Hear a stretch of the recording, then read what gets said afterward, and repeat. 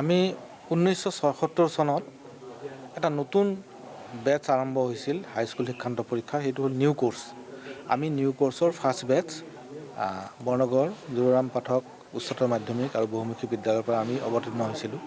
আমাৰ ছেকশ্যন 5টা আছিল, কাৰণ আমি যেতিয়া ক্লাছ 6ৰ পৰা আমি 7 পঢ়িছোঁ, 7ৰ পৰা আমি 8 পালোঁ, আৰু এটা বেটছ আহিছিলে 6ৰ পৰা জাপ মাৰি আহি 8 পাইছিলে 7 নপঢ়াকৈ। গতিকে আমাৰ এনেই 3টা ছেকশ্যন আছিল, তেওঁলোক অহাৰ পাছত আমাৰ 5টা ছেকশ্যন হ'ল। আৰু আমি গৈ 1976 চনত নতুন কোৰ্চৰ আমি প্ৰথম বেটছ, আৰু সেই সময়ত দুটা নতুন ছাবজেক্ট আহিছিল, এটা হ'ল সমাজ অধ্যয়ন আৰু আনটো হ'ল কৰ্ম অভিজ্ঞতা। এই দুটা ছাবজেক্টৰ বিষয়ে বা বিষয়ৰ বিষয়ে আমাৰ বিশেষ একো জ্ঞান নাছিল, কি প্ৰশ্ন আহিব, কি শিকাব। কিন্তু আমি আল্টিমেটলি ইয়াৰ পৰা আমি প্ৰায় 100ৰ ওপৰ আমি কেণ্ডিডেট ইয়াৰ পৰা হাইস্কুল শিক্ষান্ত পৰীক্ষাত অৱতীৰ্ণ হৈছিলোঁ, আৰু তাৰে ভিতৰত 49গৰাকী তেওঁলোক উত্তীৰ্ণ হৈছিল। আমি চিন্তা কৰিলোঁ আজি অলপ দিন আগতে যে আমিতো লগ হোৱা নাই কোনোদিন স্কুল এৰি যোৱাৰ পাছত, গতিকে আমি স্কুলৰ কাৰণে কিবা এটা কৰোঁ।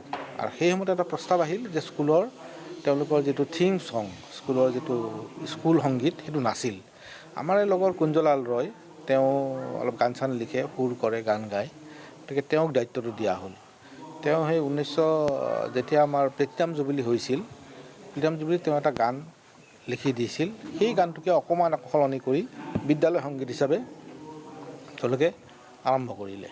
আৰম্ভ কৰি আমি সেই গানটো যোৱা 27 আগষ্টত বিদ্যালয়ক আমি অৰ্পণ কৰিলোঁ, আমি লগ লাগি। আৰু সেইদিনা আমি তেওঁলোকক এটা প্ৰস্তাৱ ৰাখিলোঁ যে আমাক 21 ডিচেম্বৰৰ দিনটো আমাৰ বেটছৰ যিখিনি মানুহ আছে, ল'ৰা যিখিনি আছে, ল'ৰা ছোৱালী নাই, ল'ৰা যিখিনি আছে, আমি লগ হ'ম, আমি সুন্দৰকৈ দিনটো ফূৰ্তি ফাৰ্তা কৰিম, আমি আন্তৰিক যিটো আমাৰ মত বিনিময় আমি কৰিম।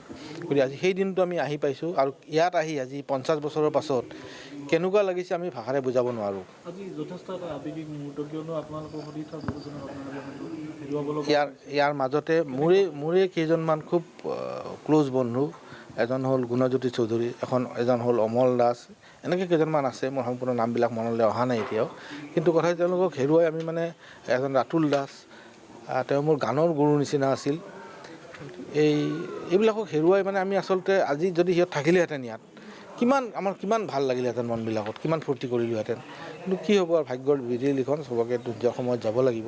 কিন্তু তথাপিও আমি আজি যিখিনি আছোঁ, আমি যে সেইখিনি লগ হ'ব পাৰিছোঁ আজি ইয়াত, সেইটোৱে আমাৰ কাৰণে খুব ডাঙৰ কথা। আৰু আমাৰ আটাই আমি আজি এটা বেলেগ ধৰণৰ ফিল, এটা বেলেগ নষ্টালজিয়াত আমি আছোঁ আজি, ভাল লাগিছে,